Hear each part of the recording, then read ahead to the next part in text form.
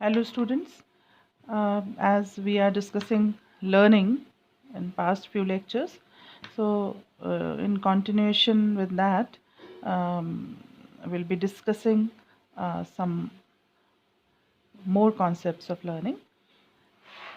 पिछले वीडियोस में हमने बात की थी क्लासिकल कंडीशनिंग की कि लर्निंग जो है वो डिफरेंट टाइप्स ऑफ कंडीशनिंग से जो है वो हो सकती है.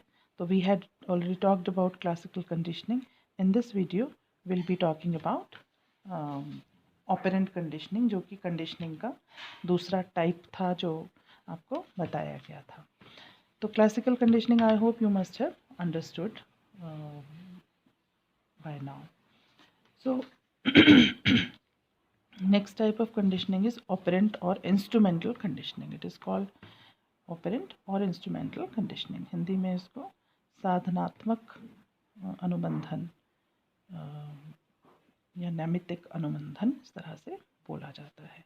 So this all is in your respective books. Hindi की बुक्स में भी हैं, इंग्लिश की बुक्स में भी है. सारे टॉपिक्स जो है वो आपके उसमें आपको मिल जाएंगे. जैसे लर्निंग का चैप्टर आप खोलेंगे तो उसमें ये सारी चीज़ें मिल जाएंगी. Okay, so now what is this operant और इंस्ट्रूमेंटल कंडीशनिंग. जैसे जो क्लासिकल कंडीशनिंग थी उसमें किस तरह से सीखा था, किसी नए उद्दीपक के प्रति वही प्रतिक्रिया दिखाना जो है वो प्राणी ने सीख लिया था, क्योंकि उस नए उद्दीपक को पुराने उद्दीपक के साथ बार बार प्रस्तुत किया गया. तो उसके लिए उसकी भी वही सिग्निफिकेंस हो गई जो कि पुराने या स्वाभाविक उद्दीपक की थी. तो वो जो एक्सपेरिमेंट था पावलोव का, dog and salivation and bell and food, वो सारा वो उसको एक्सप्लेन करता है. अब यहाँ पर जो ऑपरेंट एंड इंस्ट्रूमेंटल कंडीशनिंग है, यहाँ पर क्या होता है, the organism learns to engage in certain behaviour because of the effect of that behaviour. कोई भी ऑर्गेनिज्म, कोई भी प्राणी, कोई भी जिसमें लाइफ है, जीवित है, जो एक यूनिट है अपने आप में, उसको ऑर्गेनिज्म बोला जाता है. वो चाहे कोई एनिमल हो, चाहे कोई ह्यूमन बीइंग हो. तो वो जो है ऑर्गेनिज्म, वो किसी बिहेवियर को सीखता है. क्यों सीखता है? क्योंकि उस बिहेवियर का जो इफ़ेक्ट होता है वो उसको सीखने में मदद करता है. तो यहाँ पर कोई बिहेवियर जो है वो इसलिए सीखा जा रहा है क्योंकि उस बिहेवियर के जो प्रभाव होते हैं वो उसके लिए कुछ ना कुछ महत्व रखते हैं. तो ऑपरेंट या इंस्ट्रूमेंटल कंडीशनिंग में मेन जो कॉन्सेप्ट है, मेन जो एम्फेसिस है, वो ये रहता है. जो प्राणी है, the organism learns an association between its own response and what follows it. जो भी ऑर्गेनिज्म इन्वॉल्व है सीखने की प्रक्रिया में, वो अपने प्रतिक्रियाओं में और फिर उसके बाद उसका क्या प्रभाव होता है, कोई बिहेवियर किया, उसका क्या असर हुआ, और उसके बेसिस पे it is decided whether that behaviour will be learned और रिपीटेड और अवॉइडेड. तो ये जो है इस तरह का जो सीखना होता है, that is called operant conditioning. कि जहाँ पर जो व्यक्ति है या एनिमल है, कोई भी प्राणी है, वो पहले कुछ बिहेवियर कर कोई रिस्पॉन्स दे रहा है वो एनवायरनमेंट के प्रति, अपने परिवेश के प्रति, और उस रिस्पॉन्स की वजह से जो प्रभाव सामने आ रहे हैं वो डिसाइड करते हैं कि उस बिहेवियर को वो सीखेगा या नहीं सीखेगा. The response operates on the environment and is instrumental in producing the consequences. अब जो प्रतिक्रिया होती है, जो व्यवहार होता है व्यक्ति का, वो अपने परिवेश के प्रति जो है वो होता है, एंड उससे कुछ ना कुछ कॉन्सिक्वेंसेस होते हैं या कुछ ना कुछ उसके प्रभाव होते हैं, कुछ ना कुछ उसके परिणाम होते हैं, और जिसकी वजह से वो व्यवहार जो है वो सीख लिया जाता है. तो बिहेवियर या रिस्पॉन्स जो है वो that is instrumental in producing the consequences. इसीलिए इंस्ट्रूमेंटल कंडीशनिंग ऑपरेंट कंडीशनिंग, कुछ ऑपरेट करता है व्यक्ति अपने आसपास, अपने व्यवहार, अपने परिवेश के ऊपर, और उसका जो वो ऑपरेट करने का जो रिस्पॉन्स है वो बन जाता है कारण किसी व्यवहार को सीखने का, क्योंकि उस रिस्पॉन्स की वजह से जो भी परिणाम सामने आते हैं वो डिसाइड करते हैं कि कुछ सीखेगा वो या नहीं सीखेगा। One learns to avoid behavior that brings unpleasant consequences. आपने कोई किसी के साथ कोई आपको मान लो कोई मिल जाता है, कोई आपको व्यक्ति मिला, उससे आपने एक पर्टिकुलर तरीके से बात की, अब उसने आपको बहुत रूड एक जवाब दिया या आपको डांट दिया उस बात के लिए, तो आपने सीख लिया, you will not repeat it, you will not repeat it with that person, and also sometimes maybe with any person. You'll be really scared to talk like that to any other person also. तो इस तरह से जो आपका व्यवहार था उसने decide किया कि whether you will learn something or you will not learn something. So one learns to avoid behavior that brings unpleasant consequences. जो unpleasant consequences लेके आता है, जो अच्छे परिणाम लेकर नहीं आता, जो व्यवहार, उसको अवॉइड कर दिया जाता है, उन व्यवहारों को छोड़ दिया जाता है, and to act in ways that stops those unpleasant consequences. और सीखा क्या जाता है कि उस तरह से व्यवहार करना व्यक्ति सीखता है जो उन अनप्लेजेंट कॉन्सिक्वेंसेस को रोक सके।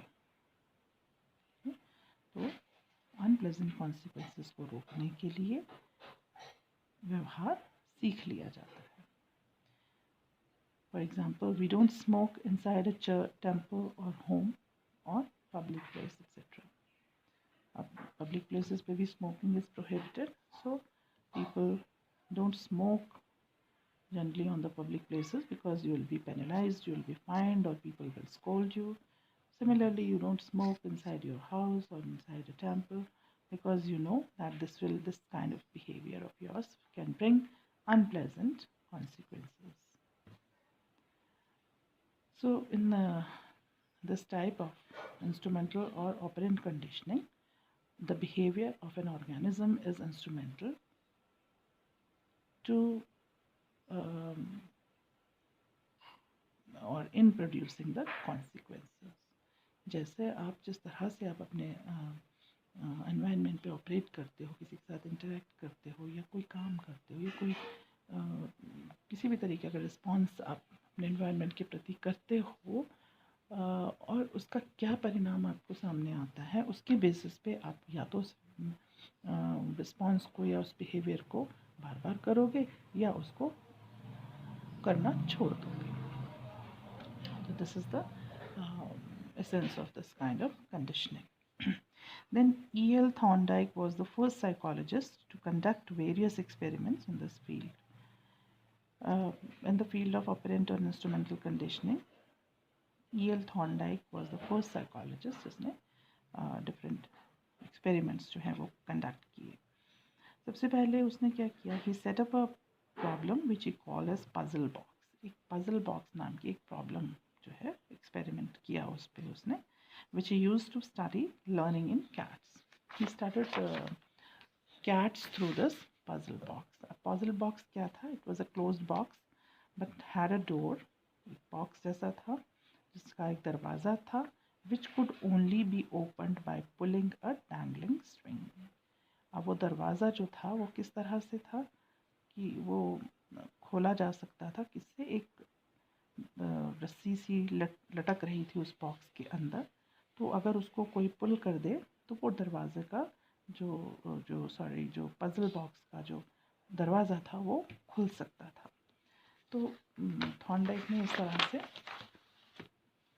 एक बॉक्स बनाया जिसको उसने पजल बॉक्स बोला, और उसमें प्रोविज़न था कि वो बंद था बॉक्स वैसे तो, लेकिन उसमें प्रोविज़न था कि एक रस्सी लटक रही थी, अगर उसको पुल कर दिया जाता तो वो बॉक्स का डोर खुल जाता था। इस तरह का वो एक बॉक्स था। अब उसने इस बॉक्स को कैट्स में लर्निंग किस तरह से होती है उसको देखने के लिए यूज़ किया। और उसने क्या किया कि कैट को उसमें डाला, उस बॉक्स के अंदर डाल दिया कैट को, एंड जो कैट थी वो उस बॉक्स में इधर उधर घूमती रही और कोशिश करती रही बाहर निकलने की, बिकॉज वो बॉक्स जो था वो क्लोज था। तो कोई भी एनिमल जब आप उसको उसमें डालोगे तो वो बेचैन हो जाएगा बाहर निकलने के लिए। तो जब काफ़ी देर तक वो इस तरह से बॉक्स में घूमती रहती थी कैट, तो एक्सीडेंटली अचानक क्या हुआ कि उससे वो जो रस्सी जैसी उसमें लटक रही थी वो खिंच गई एंड द डोर ओपन। तो जब भी वो कैट को इस तरह से डालता था तो कैट जो थी उसमें घूमती रहती थी बहुत देर तक, और उसके बाद जो है कुछ टाइम के बाद अचानक वो जो रस्सी लटक रही थी उसमें बॉक्स में वो खिंच गई उससे गलती से, और फिर जो है वो बॉक्स खुल गया और वो उसका डोर खुल गया एंड कैट जो है बाहर आ गई। इस तरह से जब उस कैट को बार बार उस बॉक्स में डाला गया तो देखा गया कि वो जो थी वो जो रस्सी खींचने की जो प्रक्रिया थी उसकी उसमें कम से कम समय लगने लगा। मतलब पहले वो बहुत देर के बाद उसको पुल करती थी उस स्ट्रिंग को या उस रस्सी को, पतली सी जो उसने लटकाई हुई थी, और लेकिन कुछ समय के बाद वो जल्दी ही उसको पुल करने लगी और बाहर आ जाने लगी बॉक्स से। तो देन आफ्टर सम टाइम उसी कैट को, एक ही कैट को जैसे बार बार डाला गया, after some time it was found कि जैसे ही उसको अंदर डाला गया वैसे ही वो रस्सी खींच के बाहर आ जाती थी। मतलब now she had learned the response to pull the rope or that string to escape from the box. अब वो जो escape from the box था that was the reward, वो उसका एक उसको एक पुरस्कार की तरह उसके लिए था, क्योंकि कोई भी एनिमल बंद छोटे से बॉक्स में नहीं रहना चाहता, तो वो उसके लिए एक रिवॉर्ड था जो उसको मिल रहा था उस रस्सी को खींचने के कारण। तो अब उसने कहीं ना कहीं उसको रस्सी को खींचने को और उस रिवॉर्ड को एसोसिएट करना सीख लिया कि जब मैं रस्सी खींचूंगी तो मुझे एक पुरस्कार मिलेगा कि मैं यहाँ से मुक्त हो सकती हूँ, उस बॉक्स से मैं बाहर आ सकती हूँ। तो इस तरह से इट वॉज सीन दैट अब जैसे ही उसको डाला जाता था कैट को उस बॉक्स में, अगेन पजल बॉक्स में, तो she use to pull the string and come out very quickly. तो this is how Thorndike was able to show कि किस तरह से ऑपरेंट कंडीशनिंग के थ्रू बिहेवियर्स आर लर्नड। अब इससे इसको फ़ायदा हो रहा था कैट को, इसलिए इसने ये बिहेवियर को सीख लिया। तो this was one experiment conducted by Thorndike. This experiment you can check in your books, तो ये आपको वहाँ पर भी मिल जाएगा। बाकी when I teach you in this videos you can make notes, pause कर करके आप इनके नोट्स बना सकते हैं, जैसे क्लास में आप क्लास नोट्स बनाते हैं उस तरह से you can make notes by pausing the video again and again, and then you can prepare your own notes. चलो आज के लिए we'll leave it here, then second experiment we'll discuss tomorrow so that you can understand the concept well first. Okay, thank you.